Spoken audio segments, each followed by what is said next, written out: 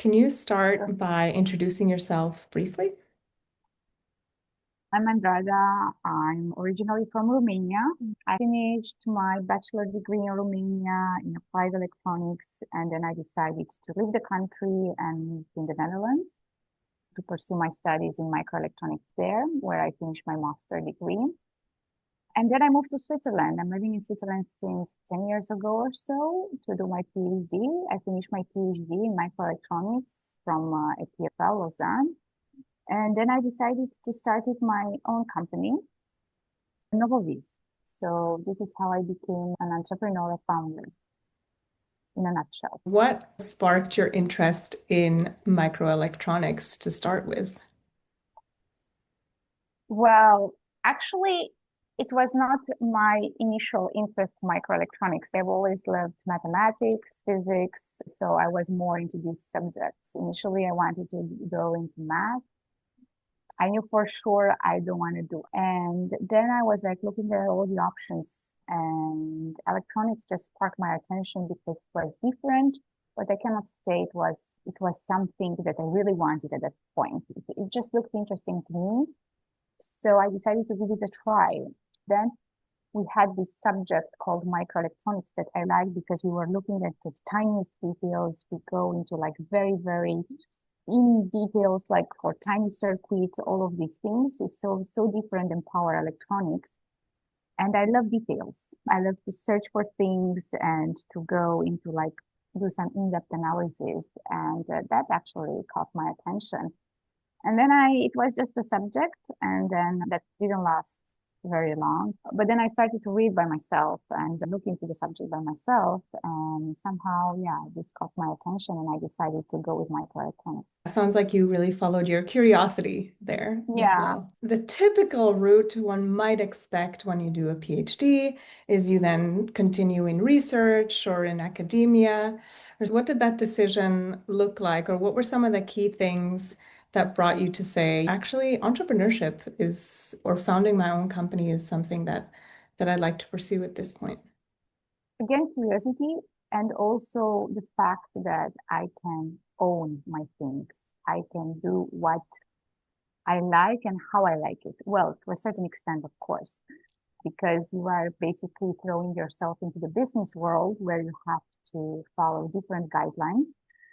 But I really like the idea of designing our own circuits, having control on what we do, taking decisions by ourselves. So I really like the idea of having a say in what I'm doing. In research is, I mean, the story, the journey for each one of us in PhD is different. Some of us have really tailored PhDs, while I had the option to actually explore. My advisor allowed me to explore, to design my own circuits.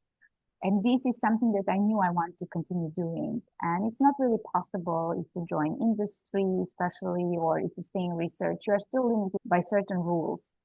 While if you have your own company and you really know the direction in which you want to go, it gives you the liberty to take decisions by yourself and pursue them. So I wanted to give it a try. And I somehow, in the back of my mind, I always knew I'm a people person.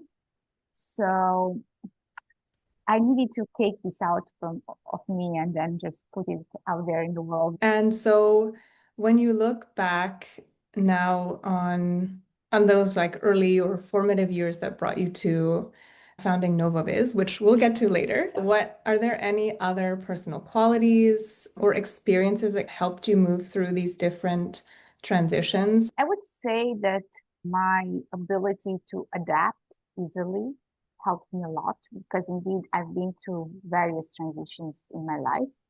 And I think that is quite difficult to do if you can't adapt easily and also fast. Of course, as long as I find meaning and comfort in what I'm doing.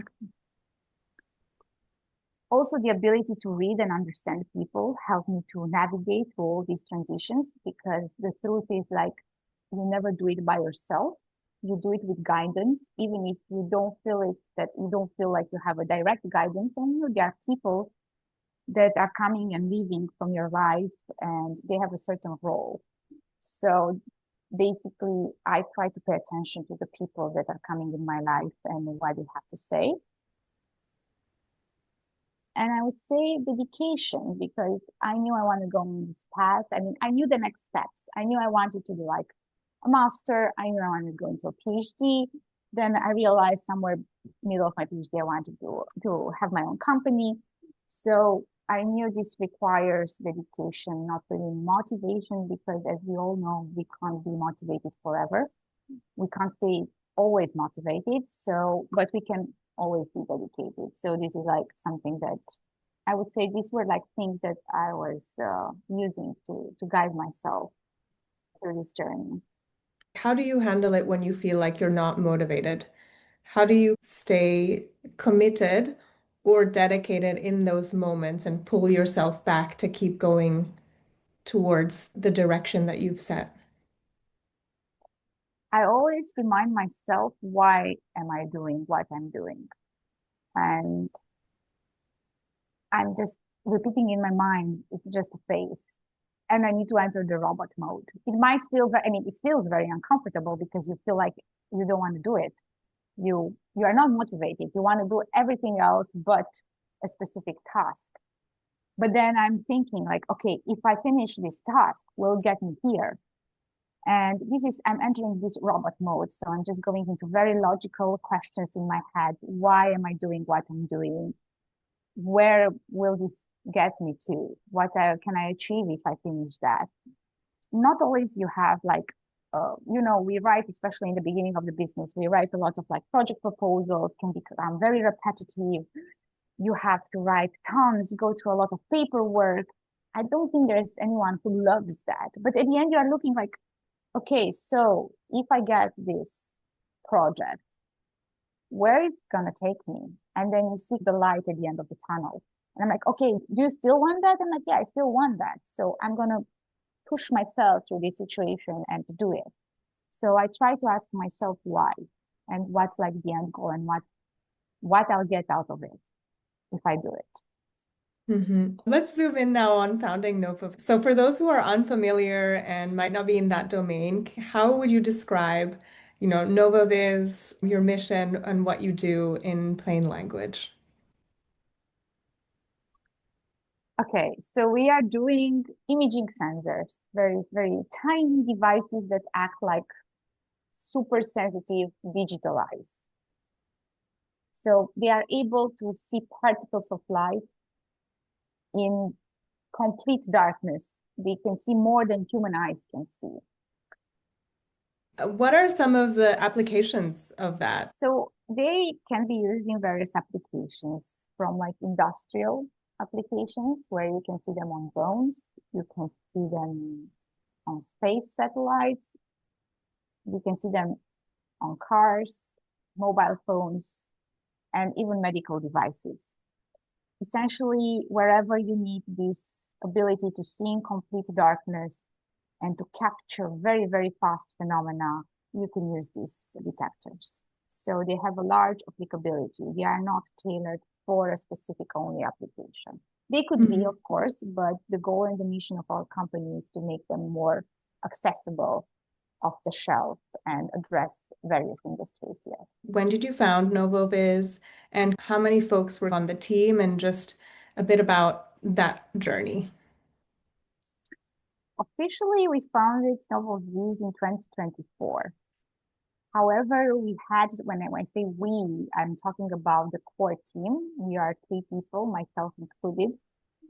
We've met in NASA JPL, and then we stayed friends. And then during my PhD, this idea of creating a company came to us. Of course, we had a different idea back then, but before finishing my PhD, 2.5 years, I would say, we've already started working slowly but surely towards building the brand. So we were thinking, okay, what, because 2 of us were still doing the PhD, one of us was working the NASA JPL. So everyone was kind of involved in something else.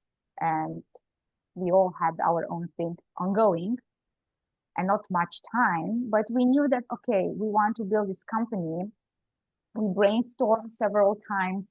The idea of creating the company actually came in Salzburg while we were eating chicken wings. We knew that what we can do at that point is to just build a brand. So we already had the idea, the brand, and I was switching more towards business environment, so on and so forth. So this is how actually it started. It started progressively. So it was a work in parallel with our jobs back then. I just want to go back to what you said earlier, which was you wanted to start your own company to have that control and to be able to really focus on that design versus just the execution, say, of somebody else's circuit boards, for example, or others. What does that mean in practice? In practice, I think I made that analogy before with actual designer, because the idea is that you have control over the things that you are doing. So basically you go in the lab and then you can start thinking on the architecture. You start creating.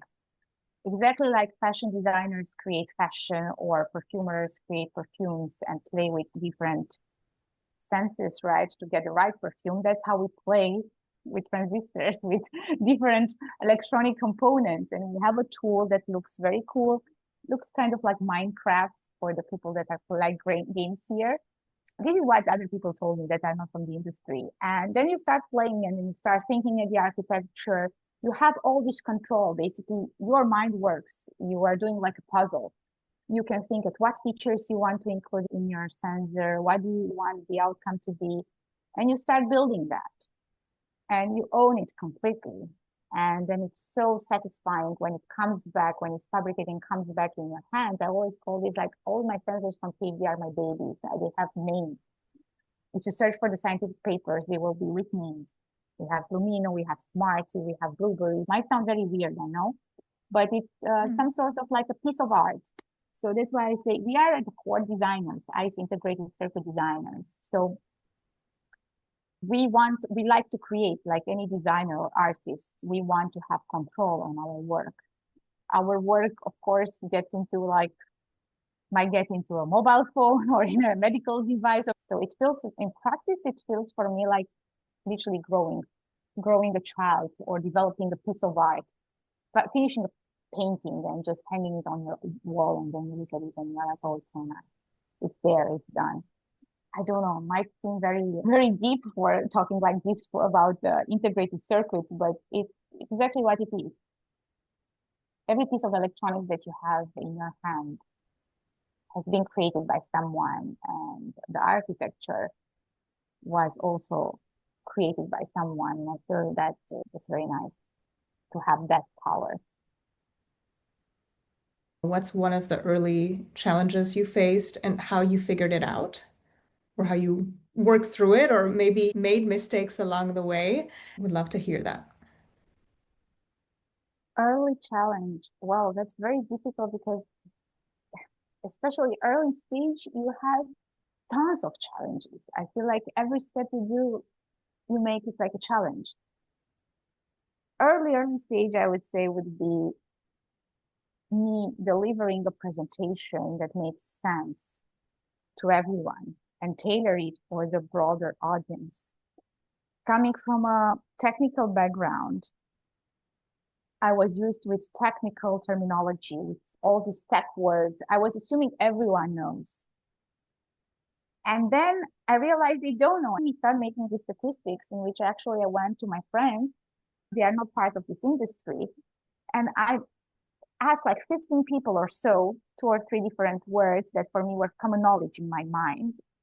Just a single girl got it like almost right, like one of the words. And I was like, oh my God, so these people really don't know what I'm talking about. I really have to tailor my pitch again and again.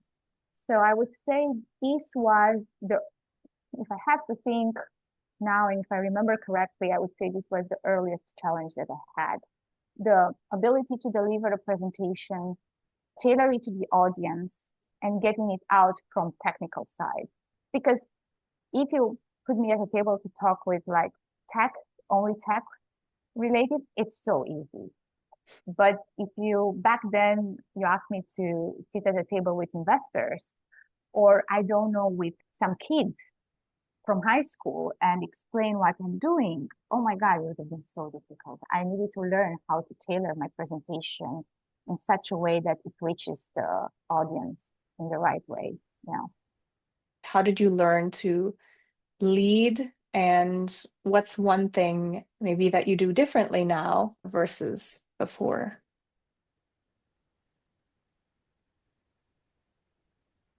I think leadership is very difficult and it has to be tailored. There's no rule of thumb for leadership, in my opinion. It really depends who are you leading, what's the crowd that you are leading. But for me, I learned that it's different, of course. It makes sense when I say it out loud, but you have to actually learn it and experience it on yourself. There's one thing to lead projects. There's a different thing to lead people. It's much more difficult.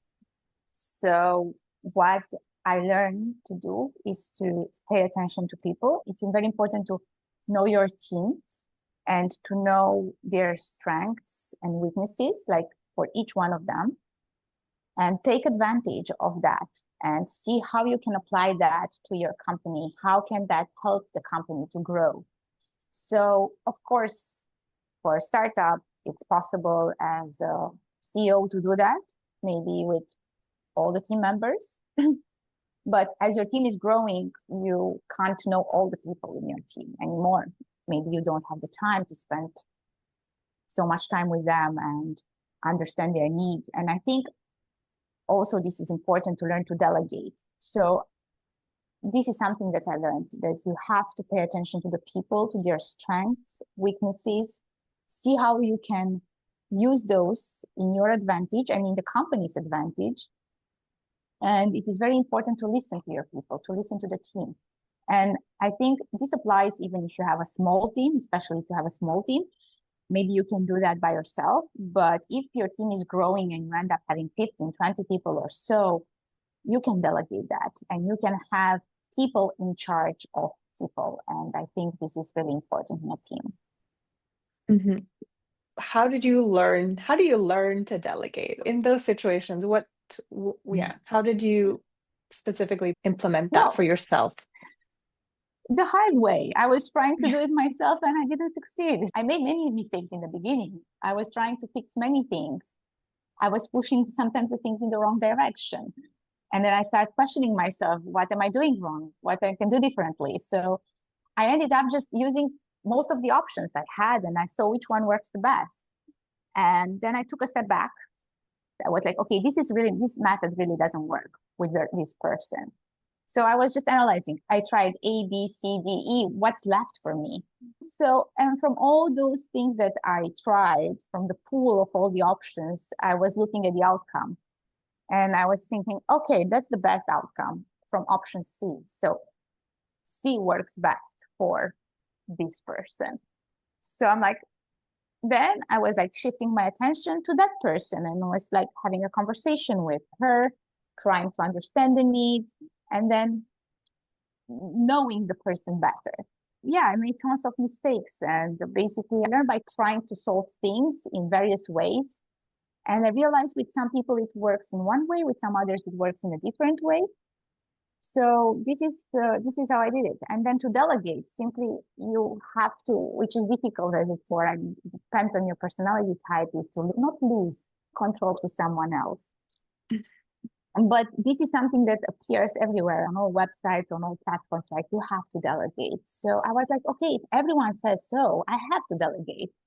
Let's see what happens. It goes well. And it goes how it should go because we want to grow the company. So I realized that by doing this micromanaging thing, I'm overwhelming myself and I'm trying to solve everything. And in the end, I'm not solving anything. So you have to choose in the benefit of the company. So what's the best for the company, not what feels good to you. And you might want to know what everyone does, but in the end, can you actually help? Can you bring something new on the table? Do you have the time to do it? Because you also have 2,000 other tasks. So if you write the pros and cons, you might end up realizing that you don't have the time. So what's the best for the company then? Delegate. So I always try to choose in the benefit of the company. I think that's the goal of a founder. That's what the goal of a founder should be. And So, now you faced a lot of new things. How do you decide whether you learn it yourself or when you bring in help? I'm looking at the situation. So I'm thinking, okay, if there's a decision making and no one around me has the expertise, no, nor do I'm simply going to take the decision. I'm going to own all the risks and I'm going to take it. But for example, if we discuss about, let's say, marketing or PR, and I know that I have people around me that can help me and I can access them easily, I'm going to ask. I'm going to ask. So I look at how specific the situation is. Maybe sometimes I'm facing like, I don't know, technical discussions that I cannot take it further because this is where like my knowledge ends. This is how much I know. And then I'm going to bring in my tech team and I'm like, guys, I need your help here because definitely you spend all the time in the lab doing things right now. It's not me anymore. So, but then if I have the team situation ongoing, I try to solve it myself first. And if I see it doesn't work, then I bring in the help. So I really look at the situation and I'm looking at the resources that I have available at that moment and the time. Because sometimes, yeah, I know resources are there, but sometimes you really have to solve crisis situations when you can't just look for a coach in leadership or a coach in people management, or like you don't have the time because those people need to learn about you, about your team, so it's a process. And sometimes you really have to take the decision. So let's shift into, you mentioned you need to find something that's meaningful for you. You constantly remind yourself as well of the why, and that's what also takes you through periods of robot mode that you need to go through. Yes. So a few months ago, your THAAD camera literally went to space, which was a huge milestone. Can you tell me a little bit more about that, what it meant for you personally? It was a huge achievement for me personally and for the team as well. It was such a team effort. And before actually a device goes into space, I don't know how many people know about that. It's like we've been through 1 year and a half or so of preparation and holidays in which we didn't have free time because we had to work and catch up on calls and things like this. So it was exhausting. No, can we fly? We cannot fly. Is it going to pass the pre-launch tests? Because first you have to pass the pre-launch test. So it was draining, but in a very exciting way. And as I told you in the beginning, I like the unknown. Unknown is something that excites me. And I know many people are afraid of that. For me, it's just I'm welcoming that. I think the best outcomes for me came from the unknown, from unexpected things. So it felt fulfilling. I was watching the rocket launch from Kanazawa. I was in Japan back then in March. And when I remember I was with my best friend and then we were like just watching the launch and we were looking and then we were like, oh my God. And then she bought like some sparkling wine to celebrate that. So it was basically during a holiday and then in Japan, and it was amazing when I saw the rocket. I couldn't believe I worked in the space industry before, but this was something that we created with our hands and like our hands, quote unquote, but like something that we created ourselves. And then I remember the moment when I was with our CTO in the facility doing the last test of the camera. So like to have the green light for it to fly. It passed, and then we looked at it and we were like, okay, this is gonna be the only time when we see this baby because it doesn't come back. So it's there.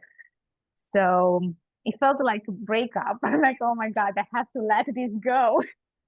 But it's going to do something for a greater good. It's going to go into space. So I remember we took like our goodbyes, literally. That's how energetic it was from the camera in the lab. And we're like, okay, bye, baby. You are going to go now. You are on your own.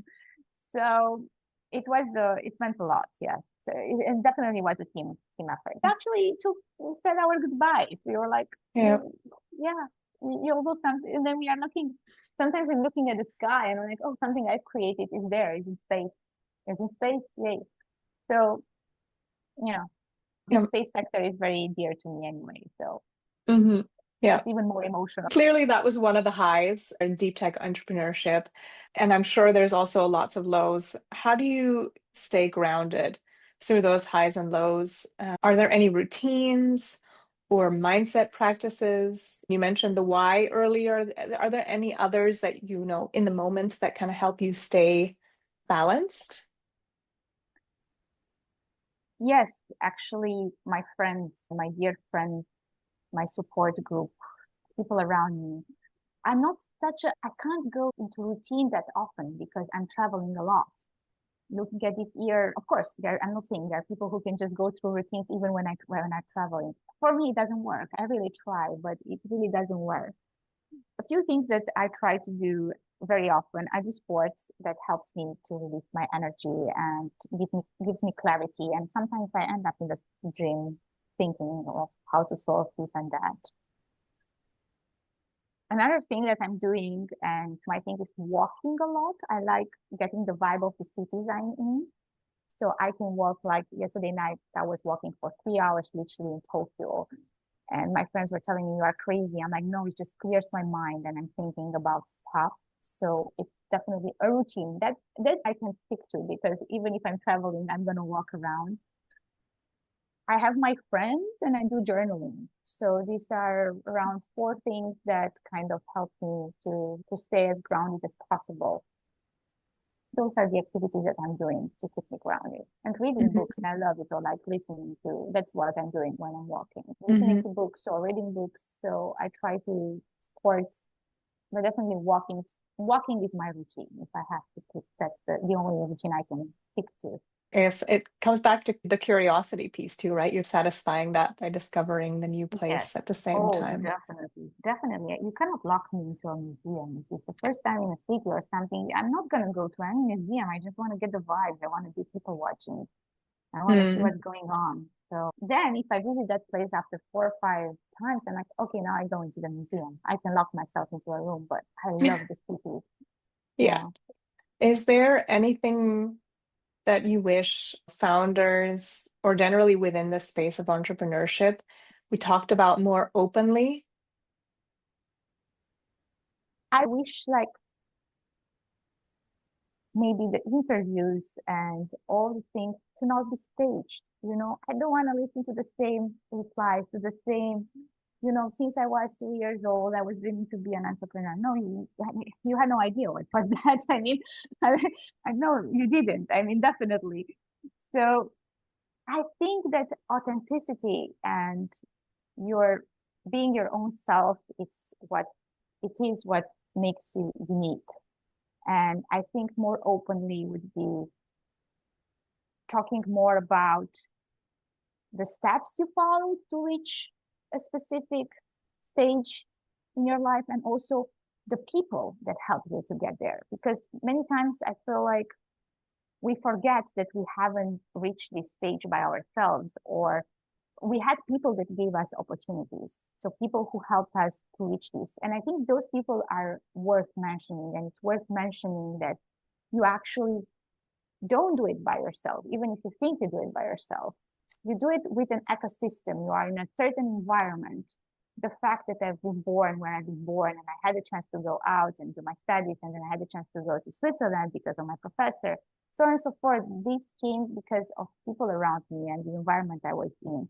So I think this is worth mentioning more and brings more authenticity into like, all these interviews and all these scripts that we read about founders than things that we find usually on the internet. Sorry if it's too abrupt, but I think that's worth mentioning. And then the process you went through, like emotionally speaking, not only Mm.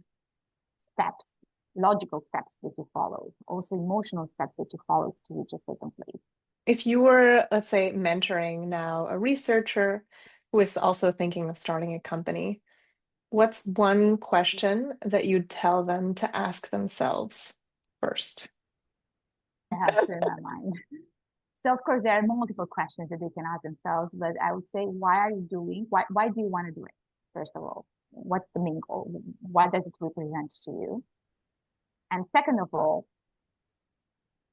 are you prepared to give up on that free time? Are you prepared to be there like 24/7? Well, more or less, but are you prepared for that?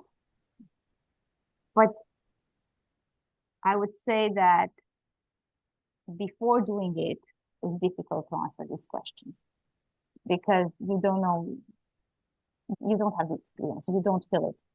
So even if they answer these questions and they have a very nice on the paper answer, I don't know if that's gonna, it means anything until they experience the real stuff. But these will be the two questions. Why?